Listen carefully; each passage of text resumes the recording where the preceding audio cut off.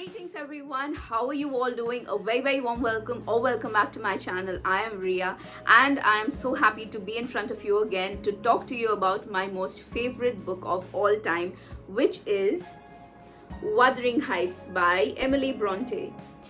This is a new book that I got from Amazon, the one that I used to own, the one that I have read and gone back to time and again over the years. Is a much tattered copy which I have somehow lost, unfortunately, and it just made me so mad that I could not find that book. I did not have it with me. I don't know where it's gone, and I just can't live without it. That I got myself another copy from Amazon. The previous one that I had, I think, was a Puffin Classic, and yeah, this is by a different publication, but yes, I just had to have this book with me, so I bought it again.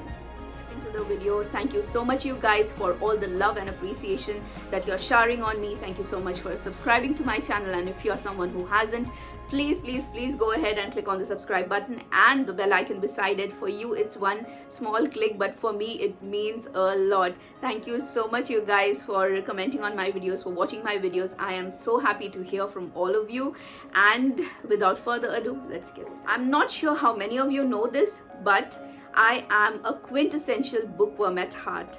Storybooks were my constant companion throughout my academic years and after. They provided me with a steady source of joyous imagination. They let my mind wander to faraway places and also kept me happy and my spirit alive when I was sick or bedridden. During my early years in school, and as any school-going kid of that time, I was heavily into Hardy Boys, Secret Seven, Enid Blyton, Mallory Towers, Nancy Drew. You name it, I have read it. With time, I moved to classics and had been fixated on them for years. There's an interesting incident that I'll share with you guys. When I was in the 8th standard, I had read and heard a lot about this very amazing classic, which is titled Wuthering Heights by Emily Bronte, and I so wanted to read it. One day at school, I promptly went to the library and got the book issued in my name. But to my utter dismay, given my age, I couldn't grasp the essence of this masterpiece. However, I did realize the greatness of this book that my young mind at the time was not able to grasp. So years went by, but I kept this thought in my mind that I will return to this book one day. Then, another fine day, when I was in my 12th standard, while at the library, I saw this book in one of the racks and promptly issued it again in my name. My experience this time with the book left me speechless. Never in my 17 years of existence so far had I witnessed something so powerful and intense. I had by the time been heavily into classics, but this was way different. And even before I knew it, I was spending sleepless nights trying to finish this book. In all my youthful years of book reading at the time, I hadn't come across a protagonist, or if you must put it that way, an antagonist as Heathcliff. And I just vowed to myself at the time that I would find myself a partner just like him or not be wed ever. Sounds silly right now, I know, but at the time, my young impressionable mind was enthralled by this book. This is one of the most legendary love stories that can be. I know, given the length of the book, this might seem like a difficult read, especially in today's time with the numerous distractions we face. However, if you invest your time in reading this book, you are sure not to feel disappointed in the least bit.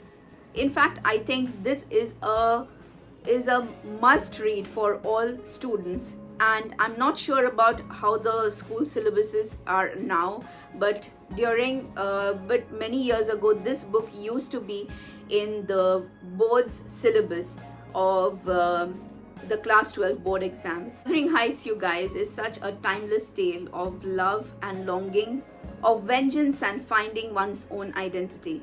It's set in the rugged and harsh wilderness of West Yorkshire, and at its core is about ill-fated relationship between Catherine and Heathcliff. This is a dark novel and it's easy to see why it had been so vehemently opposed to when it had been published and even for many years after. Don't read it with a misconception that this is going to be a mushy romantic novel. It's far removed from that world. It's far removed from the niceties of the social world. In contrast, Wuthering Heights talks about abuse and neglect and is about a love so obsessive and destructive and all-consuming, you wouldn't feel at peace while reading this book and long after finishing it.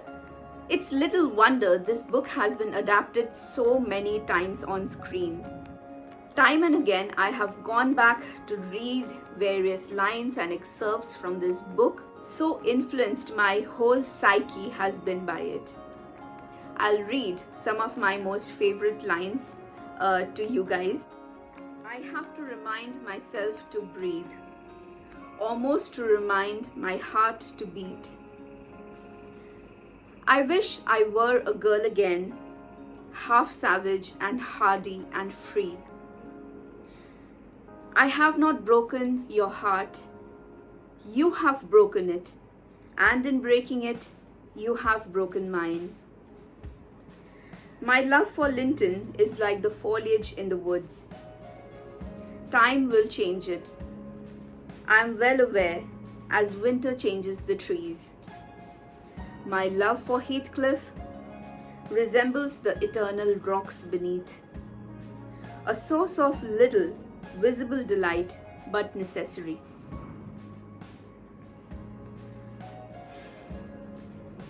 There aren't enough words that do justice to the phenomenon that this book is. I would strongly urge everyone watching this video to please go ahead and read this book. This is a classic, so you can find it on almost every shopping website. Please don't feel like I'm forcing this book on you.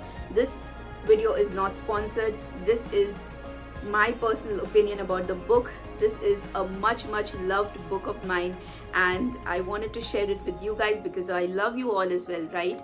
So thank you so much for listening to me. That's it for this video. Please share your thoughts and opinions. If you are someone who has read this book, I would be so glad to know who your favorite character is from this book. What do you think about, like, which scene is your most favorite? What do you think of Heathcliff? What are your interpretations of Heathcliff and Catherine's characters, or anyone else's from the novel? I definitely want to hear back from you guys. That would make my day like nothing else would. If there's anything that you would like to ask me, please feel free to leave it in the comments, email them to me. And on that note, and with that thought, I will leave you to that. Stay happy, stay healthy, stay smiling all the time. It makes a world of difference, and fill your life with as much positivity as possible. And till we meet again, Sarange.